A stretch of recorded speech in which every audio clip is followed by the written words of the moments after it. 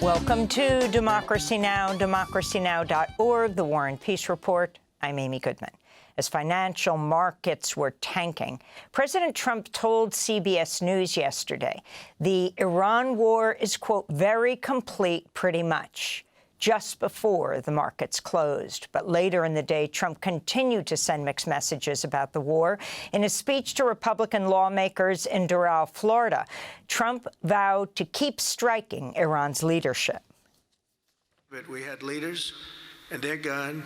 Then we had new leaders, and they're gone. And now nobody has any idea who the people are that are going to be the head of the country, and will not relent until the enemy is totally and decisively defeated.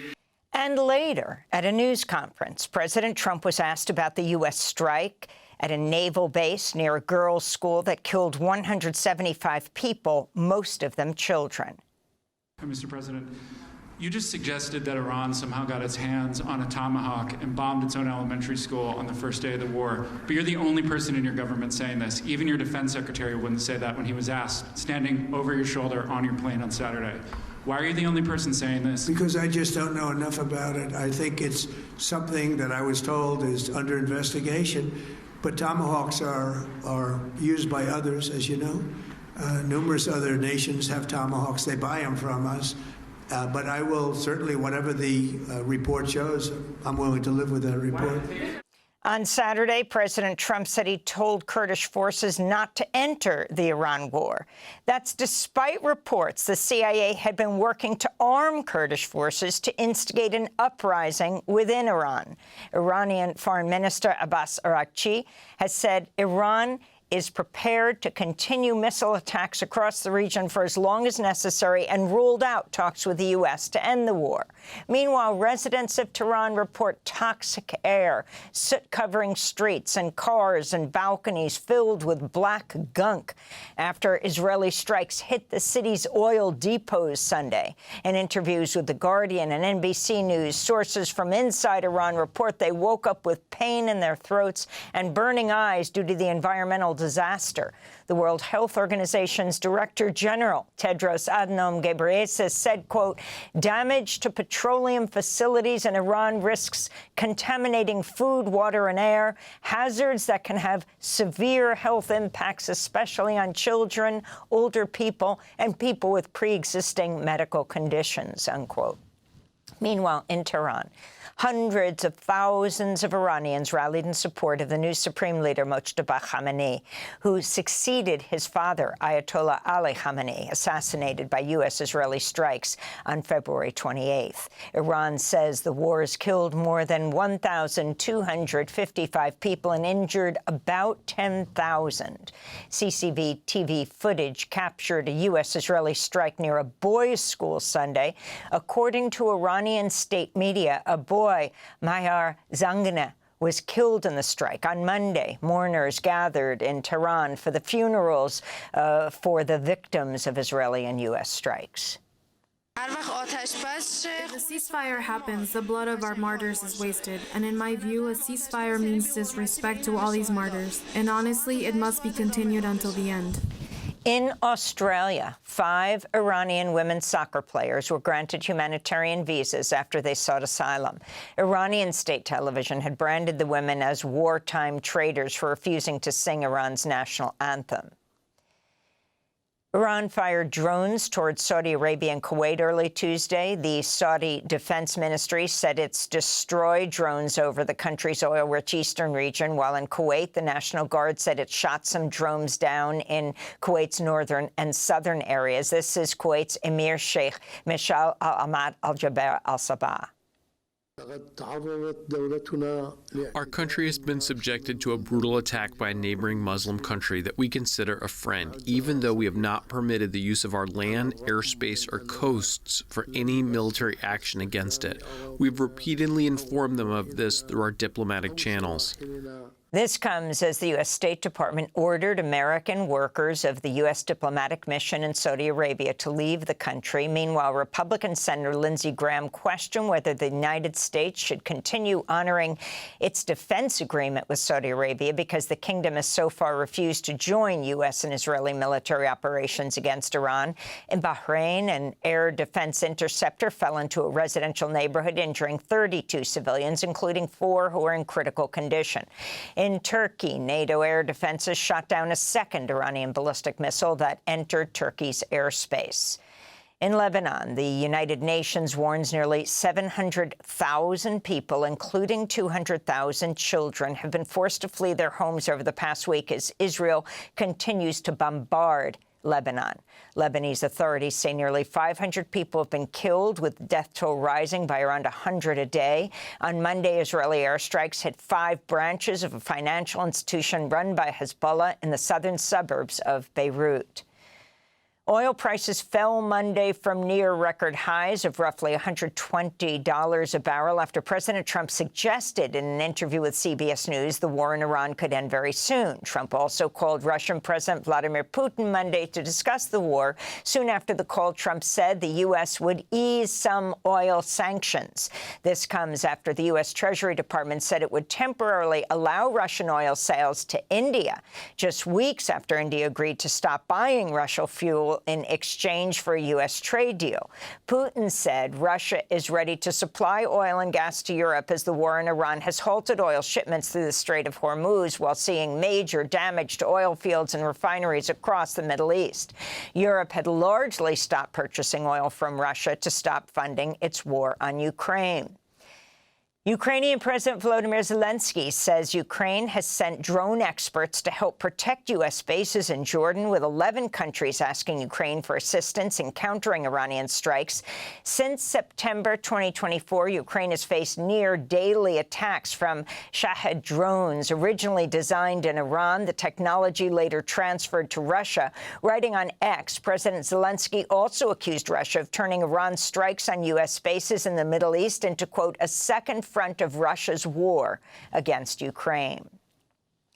The FBI subpoenaed records from a partisan review of more than 2 million ballots cast in the 2020 election in Arizona's Maricopa County, expanding President Trump's wide-ranging investigations into his election loss to Joe Biden. The request for records is related to a 2021 audit of the 2020 election carried out by the Republican-dominated Arizona State Senate, which, despite the partisan nature of the review, confirmed that Joe Biden's victory was in Arizona. This follows the FBI's raid of the election office in Georgia's Fulton County in January, when federal agents seized 700 boxes of ballots. Meanwhile, President Trump said Sunday he will not sign any more legislation until Congress passes the Republican-backed Save America Act, which would require voters to show passports or birth certificates to register to vote or update their voter registration information. The bill also effectively eliminates online and mail voter registration. In New Mexico, state investigators Monday descended on a ranch formerly owned by the late convicted sex offender Jeffrey Epstein, where survivors say they were abused and trafficked. The search of Epstein's Zorro Ranch came after New Mexico's Attorney General last month reopened an investigation into the property, which was closed in 2019 at the request of federal prosecutors. Meanwhile, the Justice Department has released 3 FBI interview summaries relating to Donald Trump that it previously withheld from public release, in another apparent violation of the Epstein Files Transparency Act. Justice Department officials said the documents missing from the initial release were mistakenly coded as duplicates, but did not explain why only the 3 interviews that named Trump were excluded. The summaries describe interviews with a woman who said she was sexually assaulted by Donald Trump in the 1980s when she was 13 or 14 years old, after she was introduced to Trump by Jeffrey Epstein. In Texas, newly released body camera and surveillance footage cast doubt on an ICE official's claims about the killing of Ruben Ray Martinez, a 23-year-old U.S. citizen, fatally shot by a federal agent in South Padre Island as he was driving his car. The video released Friday by the Texas Department of Public Safety appears to contradict the ICE spokesperson's claims that Martinez intentionally ran over a federal officer before another agent fired 3 times. The video shows Martinez was given conflicting instructions by officers from multiple agencies as he drove his car very slowly near the scene of a previous car accident. The footage does not show Martinez rapidly accelerating or appearing to run over a federal agent. The officer who killed Martinez has been identified as Homeland Security Investigations Agent Jack Stevens. Last week, a Texas grand jury declined to indict Stevens in the killing of Martinez. In more immigration news, a family from McAllen, Texas, that includes 2 teenage brothers who've won awards for their mariachi music, has been freed from immigration detention after a delegation of Texas Democratic lawmakers pressed for their release. 18-year-old Antonio Ramez-Cuellar walked free from the El Valle Detention Center in Raymondville Monday, and later in the day, his brothers, 14-year-old Caleb and 12-year-old Joshua, were released along with their parents from the South Texas Family Residential Center in Dilley, the ICE jail there. The family was detained on February 25th following a routine check-in with immigration officials. They entered the U.S. in May 2023, had followed the Biden-era process of applying for asylum. Among the lawmakers who pressed for their release was Texas Democratic Congressmember Joaquin Castro. These were upstanding folks who were following the law. They were, again, at the invitation of their congresswoman, those young men performed their mariachi music at the U.S. Capitol, and now they've been sitting here in this trailer prison, and we're waiting for them to be released so that we can help them get home. Here in New York, federal prosecutors have charged 2 men with terrorism after they allegedly threw 2 homemade bombs during a protest outside Mayor Zohran Mamdani's residence on Saturday. Neither device detonated. No one was injured. According to a criminal complaint, 18-year-old Emir Balat and 19-year-old Ibrahim Qayyumi made statements in which they said ISIS had motivated their actions and that they sought to cause more damage than the 2013 Boston Marathon bombing. Their arrest came as counter-protesters outside Gracie Mansion clashed with supporters of white supremacist Jake Lang, a January 6 rioter pardoned by Trump, infamous for organizing anti-Islam demonstrations across the U.S. In a statement, Mayor Mamdani wrote, quote, "Such hate has no place in New York City. It's an affront to our city's values and the unity that defines who we are. What followed was even more disturbing. Violence at a protest is never acceptable," the mayor said.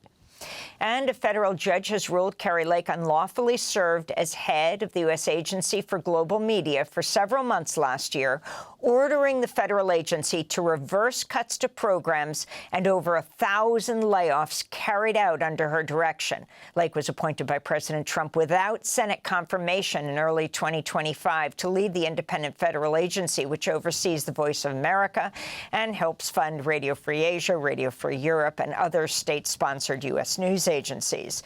Under her watch, the agency fired all contractors, laid off most full-time staff, and replaced original reporting with the far-right TV network One America News Network. She also attempted to fire Voice of America director Michael Abramowitz, though a federal judge last August ordered his reinstatement. And those are some of the headlines. This is Democracy Now!, democracynow.org, The War and Peace Report. I'm Amy Goodman in New York, joined by Democracy Now!'s Juan Gonzalez in Chicago. Hi, Juan.